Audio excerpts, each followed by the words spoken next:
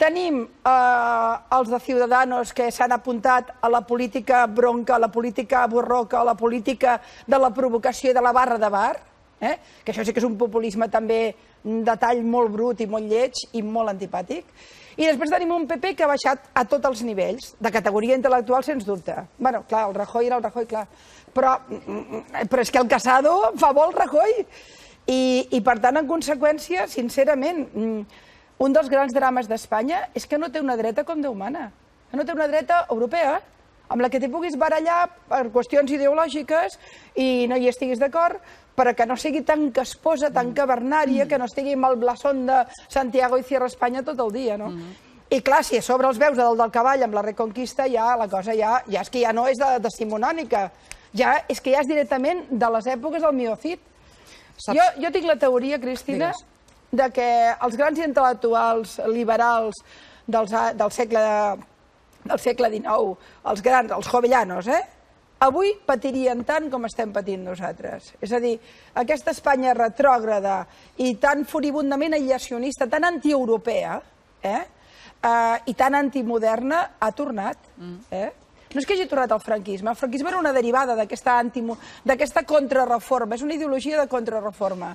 I quan Europa avançava, mira, jo ho recordo sempre amb una dita molt simple.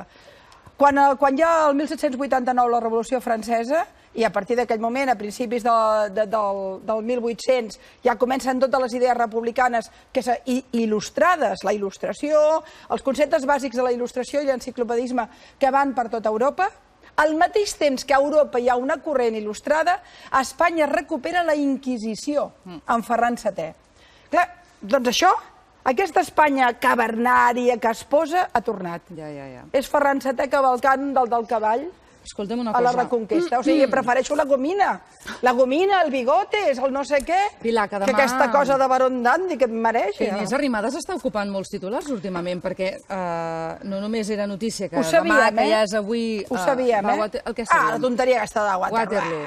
És el seu primer acte de precampanya, no? Perquè com ara se'n va a Madrid a fer política. Ha de fer el Pamplines a Waterloo, doncs que hi vagi, es divertirà una estona al Puigdemont. A veure, és molt trist que algú que vol, diguem-ne, portar els regnes del Reino d'Espanya hagi d'anar a fer de pallasso com el Boadella, diguem-ne, no? Tindrà la mateixa sort, jo crec. Ja va fer el pallasso a Amer i bé, li van fer un Tortosa. A Amer li van fer un Tortosa. És la unió de Catalunya, tu, del nord al sud al nord, No, el que crec que és interessant, a mi la política de la fatxanderia, la política del xulo de playa que està fent Ciudadanos m'amoïna perquè ens estressa, perquè ens complica la convivència, perquè intenten fer mal, perquè van a buscar els llocs on fer mal. Per exemple, anar a Amer, on hi ha la família del president Puigdemont, és voler fer mal, perquè ara van a fer el numeret allà, en fi, és igual. Però tanmateix el que em sembla interessant és el moviment a Madrid. Hi ha qui diu a Madrid que el futur de Ciudadanos és l'Arrimadas i no el Rivera. Que el Rivera està cremadet en molts sentits.